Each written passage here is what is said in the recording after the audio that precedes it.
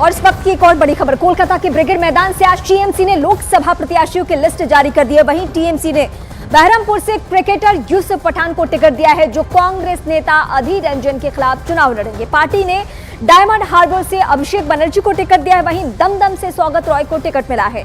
हावड़ा से फुटबॉलर प्रसून बैनर्जी को टिकट, वर्धमान दुर्गापुर से कीर्ति आजाद को टिकट मिला है और अभिनेता देव को भी टिकट मिला है। झारग्राम से पद्मश्री कालीपत सोरेन को टिकट मिला है और बीरभूम से शताब्दी रॉय को टिकट मिला है।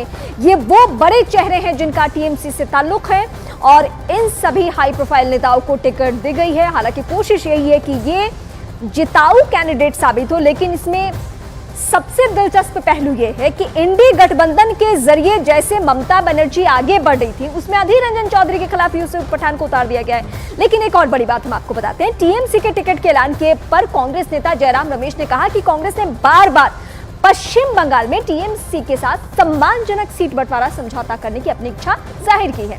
भारतीय राष्ट्रीय कांग्रेस ने हमेशा कहा है कि इस तरह के समझौते को बातचीत के माध्यम से अंतिम रूप दिया जाना चाहिए, न कि एक तरफा घोषणाओं से। कांग्रेस हमेशा से चाहती थी कि भारत समूह एक साथ मिलकर बीजेपी से लड़े। ये जयराम रमेश की बड़ी बातें हैं और तब जब टीएमसी ने अपने उम्मीदवारों की घोषणा कर दी है। लेकिन क्या यहां से कोई सूरत बसती है? जवाब ना है।